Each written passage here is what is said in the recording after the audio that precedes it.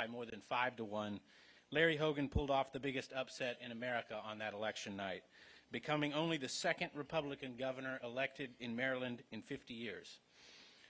Once in office, Governor Hogan quickly became an example of leadership for the entire nation, accomplishing what many believed was no longer possible: bipartisanship and common sense solutions.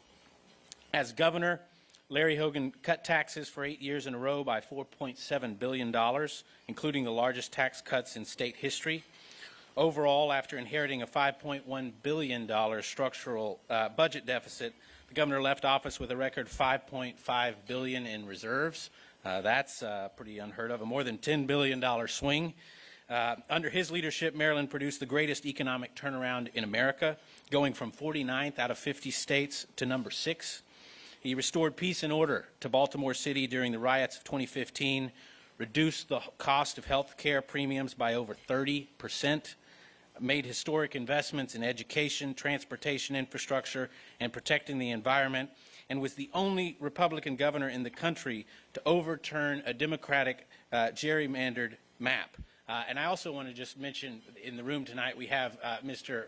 Walter Olson here at the table, who was, many of you may know him. He's at the Cato Institute, was involved in those, it works very closely as a scholar of gerrymandering and how to appropriately apportion districts, and I know has been involved in drawing some of the maps and advising the legislature here in Maryland on that. Walter, it's great to have you here. You know, as governor, Larry Hogan even achieved all this, obviously, while overcoming a very personal battle against cancer. So if it wasn't enough to achieve all of those feats, just imagine trying to do it while also defeating cancer. Quite something. After 4 years of economic success and bipartisan progress in one of the bluest states in America, Governor Hogan then received an overwhelming endorsement from the citizens of Maryland, who overwhelmingly reelected him to a second term in 2018, making him only the second Republican to do that in the entire history of Maryland. Mr. Larry Hogan is someone who I greatly admire and respect. He's someone that I've looked up to as a leader in public life at a time, I think, when there are not so many leaders out there that we can look up to with confidence. And so it is my distinct honor and privilege. Please join me in welcoming Mr. Larry Hogan to the stage.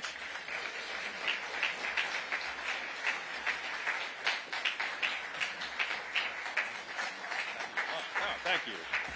Please, thank you. Thank you very much. Thank you. Thank you. Much too kind. Thank you very, very much. Heath, thank you for the kind introduction. Very much appreciated. And thank you for your leadership. You know, before we get started tonight, I just want to take a moment to talk about the horrific shooting today in Georgia at Appalachia High School. I reached out to Governor Brian Kemp earlier today, and just to let him know that all of us have them in our prayers and in our thoughts. And if it's okay with you, you know, in the wake of this terrible tragedy, I'd like to take a moment of silence for all of the victims and their families and the people of Georgia.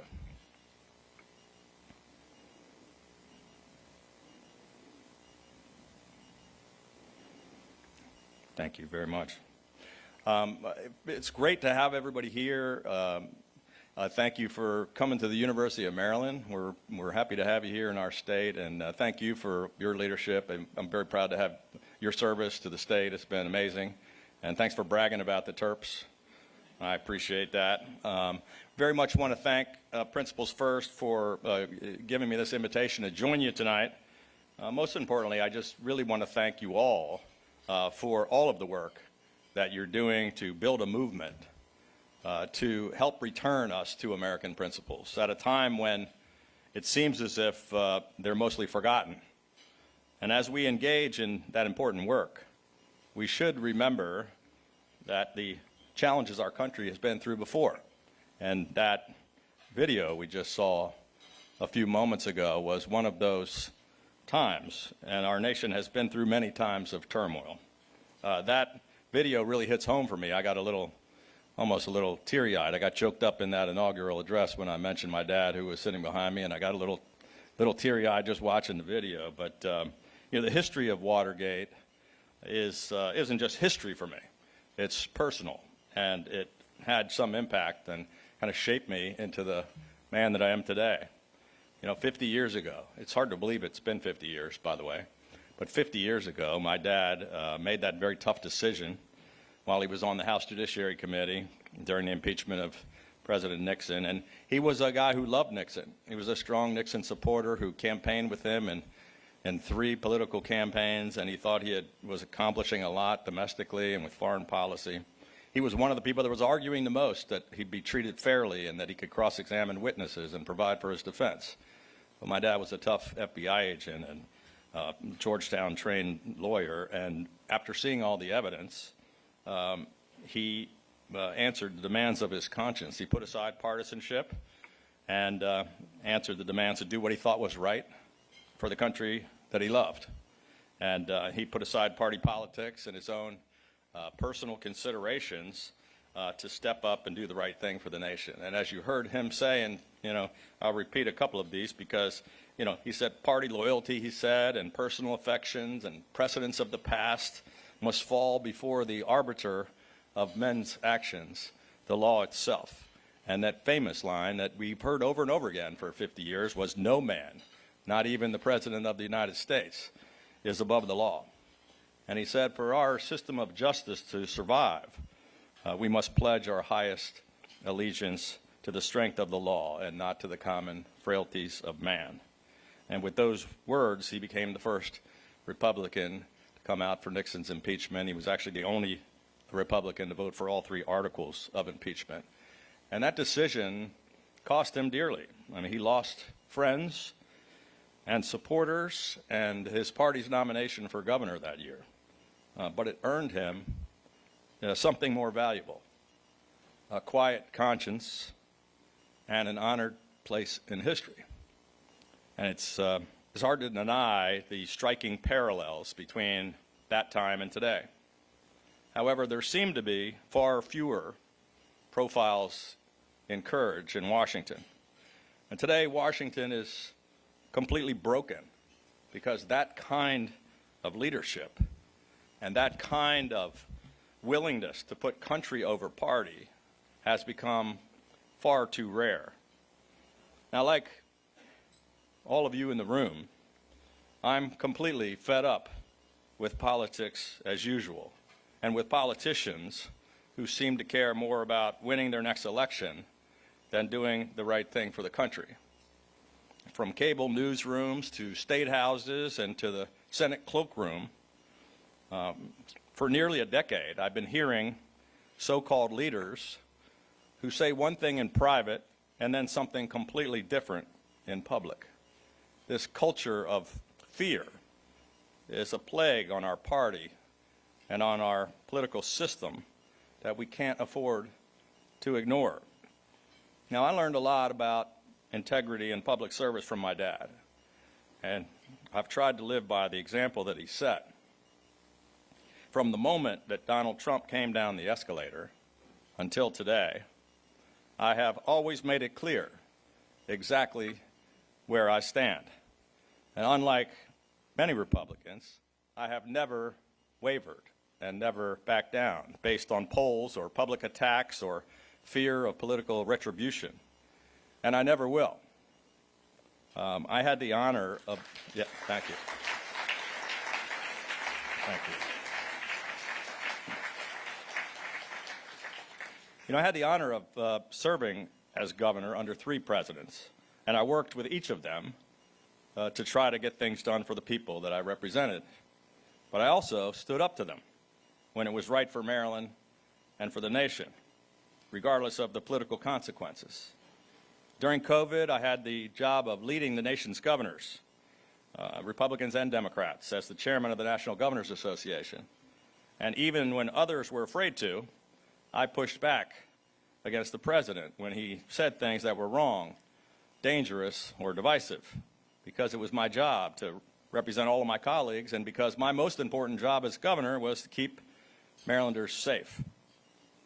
On January 6th, when the president was watching the chaos on television, I was the first leader in America to send in the National Guard to protect our nation's capital and our democracy.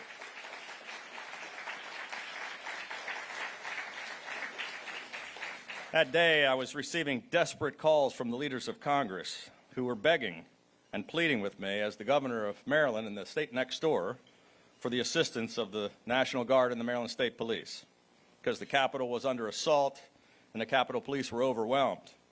And the men and women of the Maryland State Police and the Maryland National Guard were the first to arrive in Washington to protect the Capitol.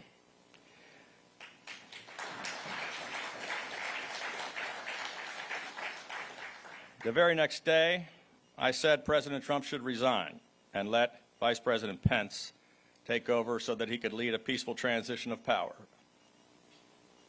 America is once again at a dangerous crossroads. And most Americans are thoroughly convinced that we're hopelessly divided, that Washington is completely dysfunctional, and that our entire political system is fundamentally broken.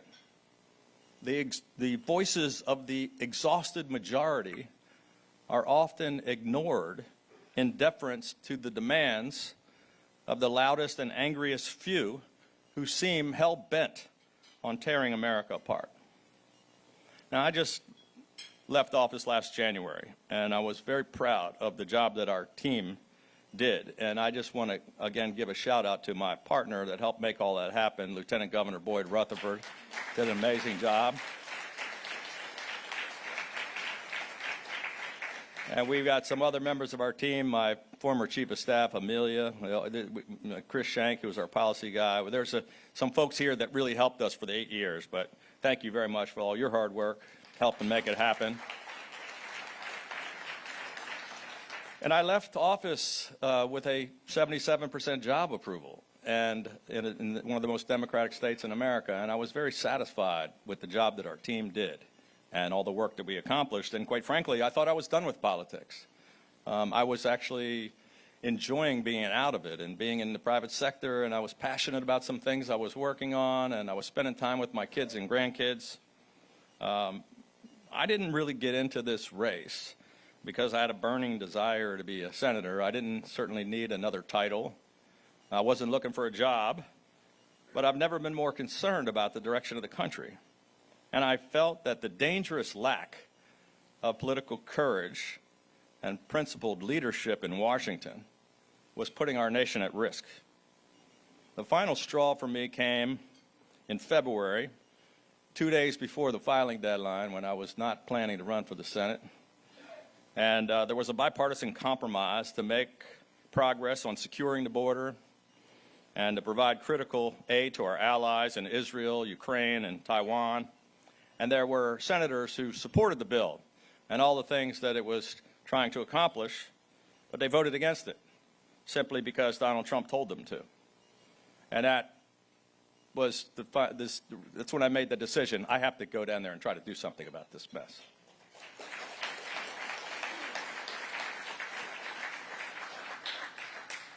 America is at a critical tipping point. And the nation is literally a tinderbox. And the failure of our leaders to put what is right ahead of what is politically expedient isn't just wrong, it's dangerous. And nothing is going to change unless we're willing to elect leaders who say enough is enough and who can be a voice for sanity and change. And none of our problems can be fixed by blind partisanship from either side of the aisle.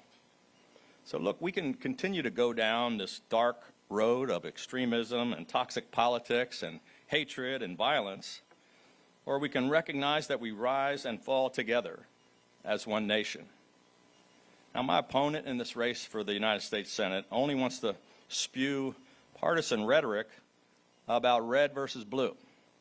And I think it's time we get back to focusing on the red, white, and blue.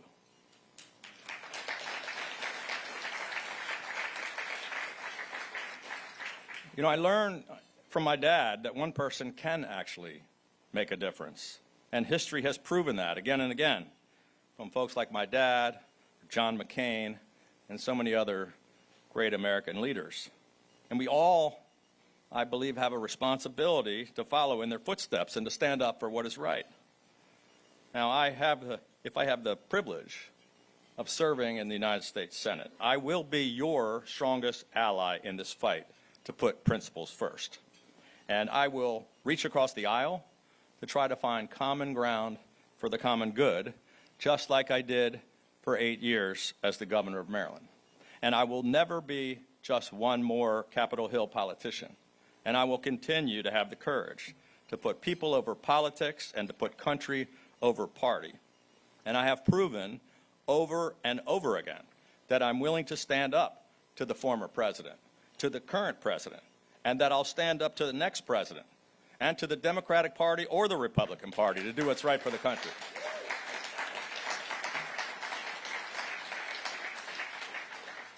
And I will continue to always do what I believe is right for my state of Maryland and for the country. And I'll be the same strong, independent leader for Maryland that I always have been. I believe that I can be that critical, independent swing vote that will be a roadblock to the crazy and the extremes from both sides of the aisle in order to finally work to deliver common sense bipartisan solutions on the important problems that face America.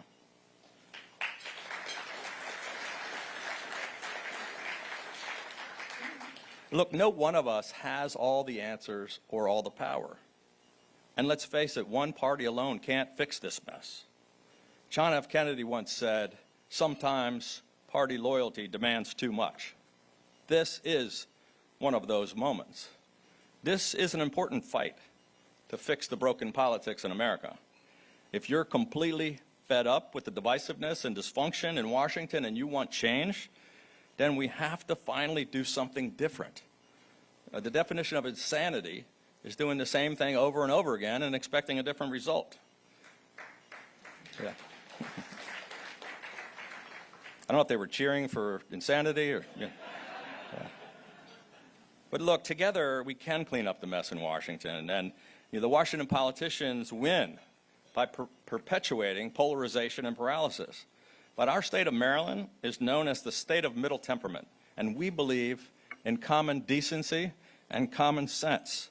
And we know that what unites us as Marylanders and as Americans is greater than that which divides us. Ladies and gentlemen, this isn't just about the differences between the right and the left. This is about the difference between right and wrong. And this isn't just your typical fight between Republicans and Democrats. It's more important than that.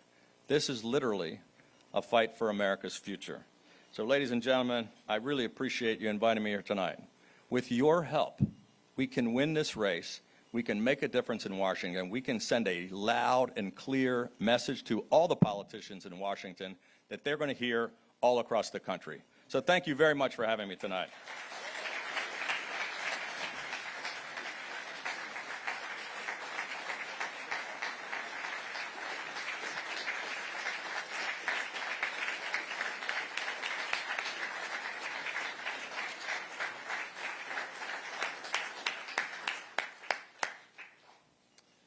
What a great example of principled leadership. At this time, we're going to welcome up to the podium a panel. I guess we'll have Heath introduce